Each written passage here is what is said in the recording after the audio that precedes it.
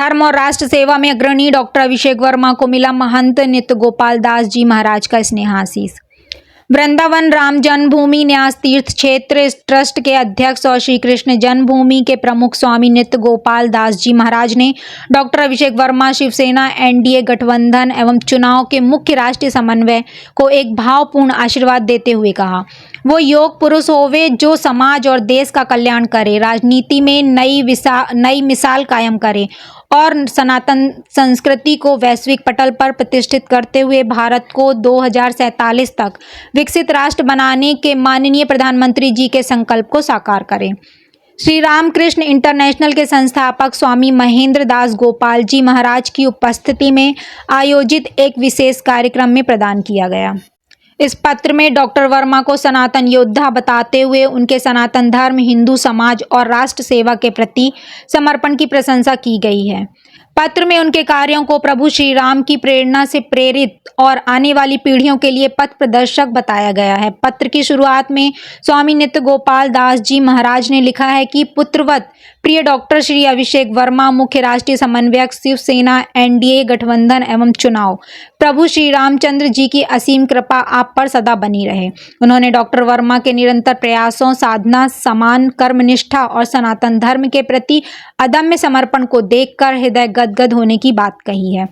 पत्र में कहा गया है कि डॉक्टर वर्मा केवल एक राजनीतिक नेता ही नहीं है, बल्कि एक सनातन योद्धा भी हैं, जिनके जीवन का प्रत्येक क्षण धर्म, समाज और राष्ट्र के उत्थान के लिए समर्पित है।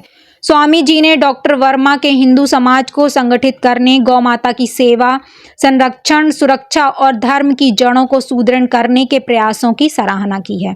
उन्होंने लिखा है कि आपकी यह धर्म यात्रा केवल वर्तमान कालखंड तक सीमित नहीं रहेगी, अपितु यह आने वाली पीढ़ियों के लिए भी पथ प्रदर्शक और आदर्श सिद्ध होगी।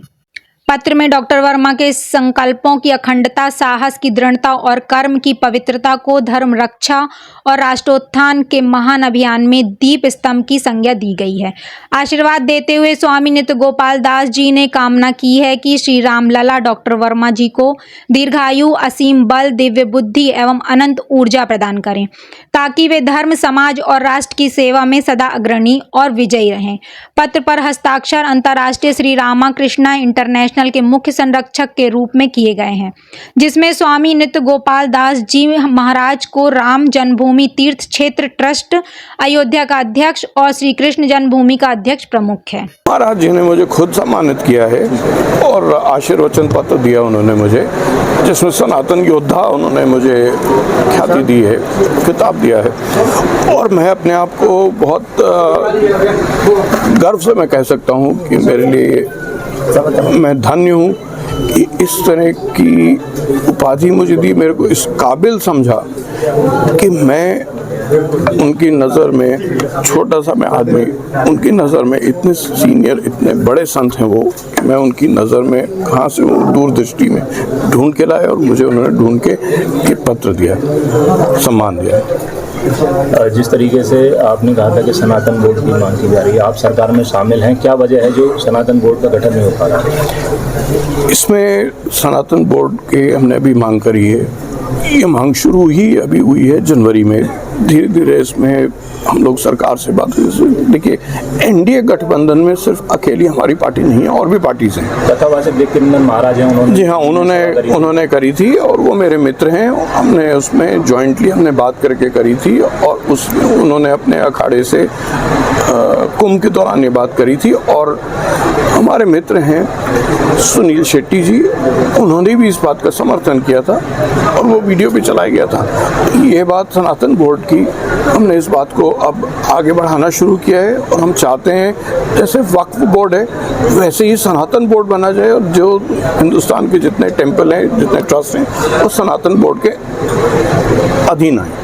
मथुरा में संगठन को बढ़ाने के लिए प्रयास किए जा रहे हैं, अब तक तो बिल्कुल सफलता है, अब कैसे आगे बढ़ाएंगे? मथुरा में नहीं, उत्तर प्रदेश में, उत्तर प्रदेश के पूरे संगठन को हम बढ़ा रहे हैं। ये देखिए, हमारे वेस्ट यूपी के उपाध्यक्ष हैं, स्नेहल जी हमारे ईस्ट यूपी के उपाध्यक्ष हैं शिवसेना के, और इसके अलावा भी बहुत सारे लोग हैं जो ऑडियंस में उधर बैठे हुए हैं, जो यहाँ पर ऑफिस बेयरर्स हैं। हम लोग अपने मेंबरशिप ड्राइव चला रहे हैं, अभी हल्की तरह से चल रही है लेकिन बड़े स्केल पे चलेगी, और हम बड़े बड़े डेवलपमेंट के प्रोग्राम शुरू कर रहे हैं।